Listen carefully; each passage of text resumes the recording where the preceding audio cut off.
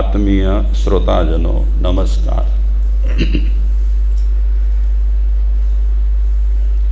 એક શબ્દ બોલવાનું છે, અક્ષર, પણ મોઢું બંધ કરીને બોલવાનું છે। માં શબ્દ બોલવાનું છે, મોઢું બંધ કરીને। બોલશો? બોલો તો ખરા, ટ્રાય કરો।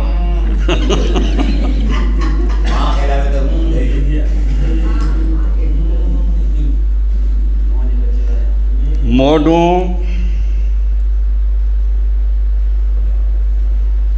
ખુલ્લું રાખી માં શબ્દ બોલાય, બંધ મોઢે માં શબ્દ ન બોલાય। બાપ બોલવું હોય તો મોઢું બંધ કરીને બોલાય કે ખોલીને બોલાય? બાપ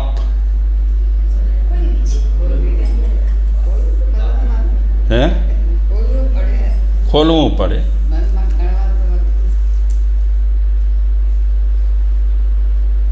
માં શબ્દ મોઢું ખોલીને બોલાય, બાપ શબ્દ કઈ રીતે બોલાય? હોઠને ભીડીને તમે બોલો બાપ,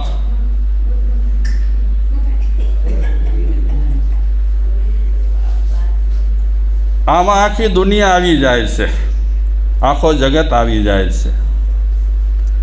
તો આજે હું આપની સામે વિપુલ માંગરેલિયા, એક સાહિત્યકાર છે,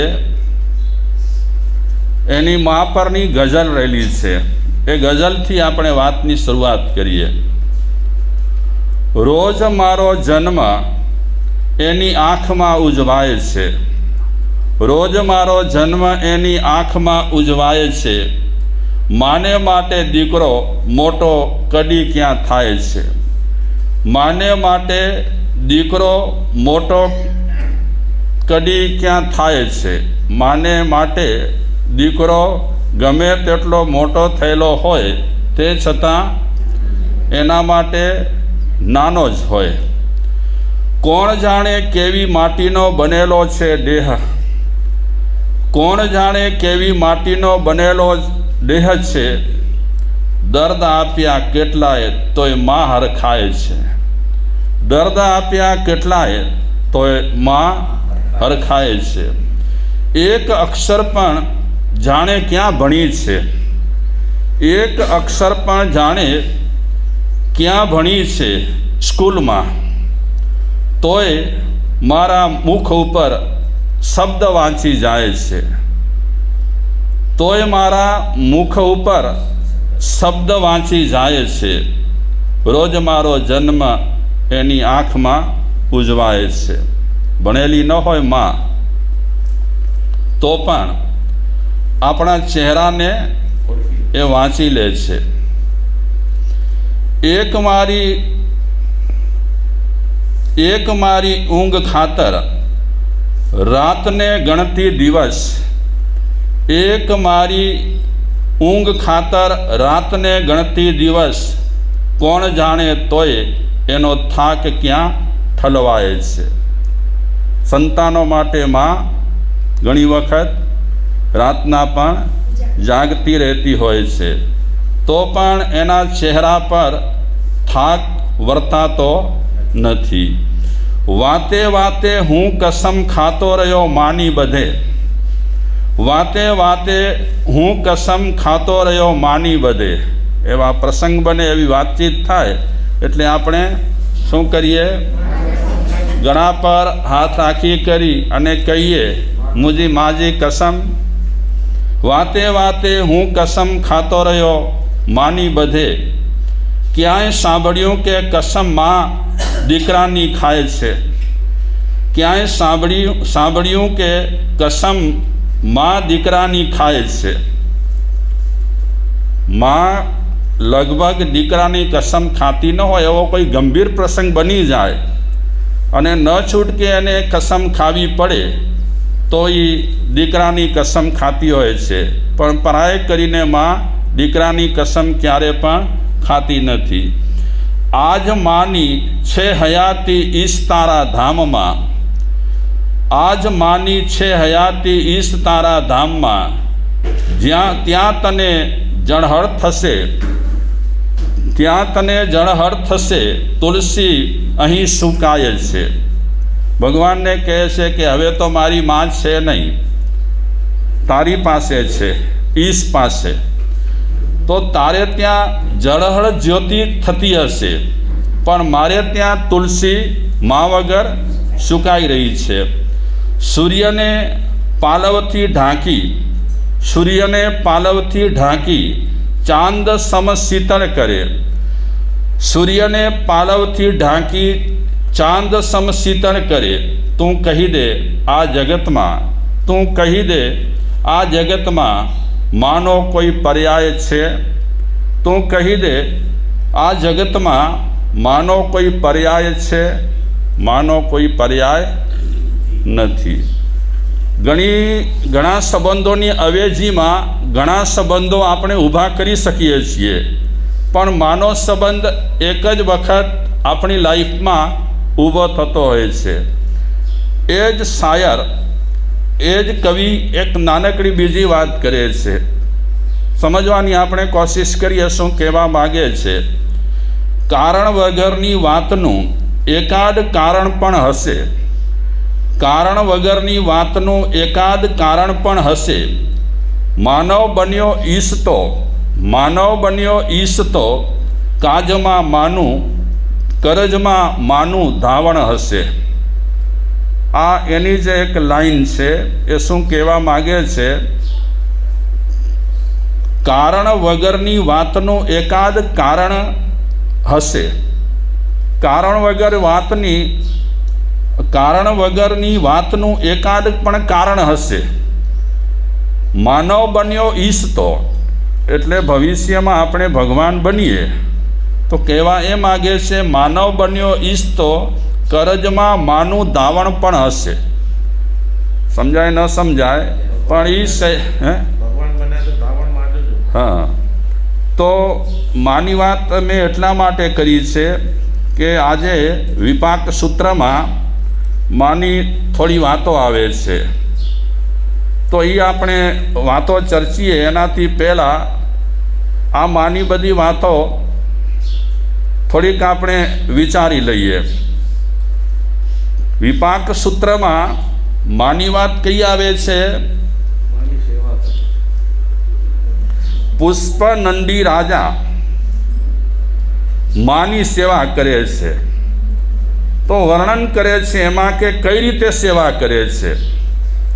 સવારના પહોરમાં લક્ષપાક તેલ, સહસ્ત્રપાક તેલ લઈ કરી અને માના શરીરની માલિશ કરે છે, પગચંપી કરે છે, નવડાવે છે, ધોવડાવે છે, નવા કપડાં પહેરાવે છે, જમાડે છે. જ્યારે જમવાનો ટાઈમ હોય ત્યારે પુષ્પનંદી માને જમાડે છે, અને જમાડ્યા પછી એના હાથ મુખ બધા લૂછી ફરીને નવા કપડાં પહેરાવી કરી અને માને સુવડાવી દે છે. એટલે માની ઉંમર છે 100 વર્ષની. 100 વર્ષની ઉંમર છે એટલે થાકેલી હશે, થાકેલી હશે એટલે પુષ્પનંદી એની સેવા કરે છે. થાકેલી ન હતી 100 વર્ષ પહેલાં, ત્યારે પણ પુષ્પનંદી માની સેવા કરતો હતો, અને હવે જ્યારે 100 વર્ષની થઈ છે માં, ત્યારે પણ એ માની સેવા આ રીતે કરે છે. નવડાવવું, ધોવડાવવું, કપડાં પહેરાવાના, ભોજન કરાવવાનું, હાથ મુખ લૂછવાનું, ફરી નવા કપડાં પહેરાવાના અને પછી સુવાડવાનું. આ રોજનું એનું ક્રમ હતું, અને રોજના ક્રમ પ્રમાણે એ રોજ કાર્ય કરતો હતો. માનું બધું પતી જાય પછી એ પોતે સ્નાન કરતો, ભોજન કરતો. રાજા હતો એટલે થોડો વહીવટ કરવું પડે, દરબારમાં પણ બેસવું પડે. કોઈક એવા પ્રશ્નો આવેલા હોય પ્રજાના તો એ સોલ્વ પણ કરવા પડે, તો એ બધું કરતો હતો. પણ મુખ્ય મહત્ત્વ માની સેવાને આપતો હતો. અને માની સેવાને મુખ્ય મહત્ત્વ આપવાને કારણે એને સમય બહુ ઓછો મળતો હતો. મા માટે સમય વધારે દેતો હતો, મા માટે સમય વધારે વાપરતો હતો, જ્યારે ખુદ માટે અને પત્ની માટે સમય આપતો. પત્નીને પણ પ્યાર કરતો. પત્ની કાંઈ પણ કહે, રાણી કાંઈ પણ કહે, કોઈ પણ ચીજ વસ્તુની માંગણી કરે તો પત્નીને ક્યારે પણ તરછોડતો ન હતો, પ્યાર પૂરો કરતો હતો. પણ પત્નીને એવું લાગતું હતું કે પુષ્પનંદી માને જેટલો સમય આપે છે એટલો સમય મને નથી આપતો. તો એનો મતલબ એ થયો કે પુષ્પનંદીની પત્નીને, નામ હતું એનું દેવદત્તા, દેવદત્તાને પતિદેવની આ પ્રવૃત્તિ ગમતી ન હતી કે માની શું કામ સેવા કરે, માને આટલો સમય શું કામ આપે. જનરલી આપણે વિચારવા જઈએ તો આ બધું પરાપૂર્વથી ચાલ્યું આવે છે. સંતાનો અગર માની સેવા કરે અને પત્ની સમજદાર હોય તો એ પણ સાથ આપે, પણ પત્ની જો સમજદાર ન હોય તો પતિદેવ માની સેવા કરતા હોય તો એને ગમે નહીં, નારાજ થઈ જાય, બેચેન થઈ જાય. આવું શું કામ કરે છે એવું એ વિચારતી થઈ જાય. પહેલેથી સંસારમાં આ બધી રમઝટો ચાલ્યા કરે છે. અને આમે પણ વહુને સાસુ ગમે કે ઓછી ગમે કે વધારે ગમે? હા, વહુ ઓછી ગમે કે સાસુ ઓછી ગમે? વહુને સાસુ ઓછી ગમે તો સાસુને વહુ ગમે? હા, એ પણ અગર સાસુને પણ વહુ ઓછી ગમતી હોય તો વહુ જો સંસ્કારી હોય, સમજદાર હોય તો એ વિચારે કે સાસુના વિચાર પ્રમાણે કરે છે, મારે મારા વિચાર પ્રમાણે કરવું, મારી ફરજ છે મારે અદા કરવી. સાસુ ભલે મારી સાથે ક્રોસમાં ચાલે, સાસુ ભલે ને મારા વિશે ગામમાં જઈ કરી અને મારી આલોચના કરતી હોય. ઘણી વખત ઘણા સાસુજીઓ, કદાચ હું ખોટો કહું પણ હું, કારણ કે મને બહુ અનુભવ નથી, પણ ઘણી વખત એવું બનતું હોય છે કે સાસુજીઓ વહુની કેટલીક વાતો બહાર કરે, આજુબાજુના ઘરોમાં કરે, પાડોશણોને કરે, પરિચિત બહેનોને કરે.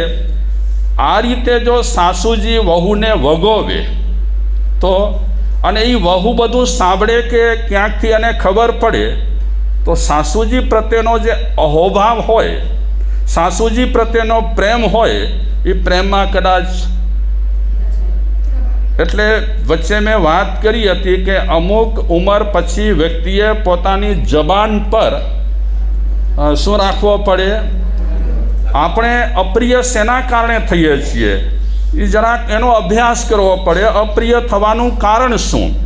અને અભ્યાસ કરીશું તો આપણને ખબર પડશે કે અપ્રિય હું કયા કારણે થાઉં છું.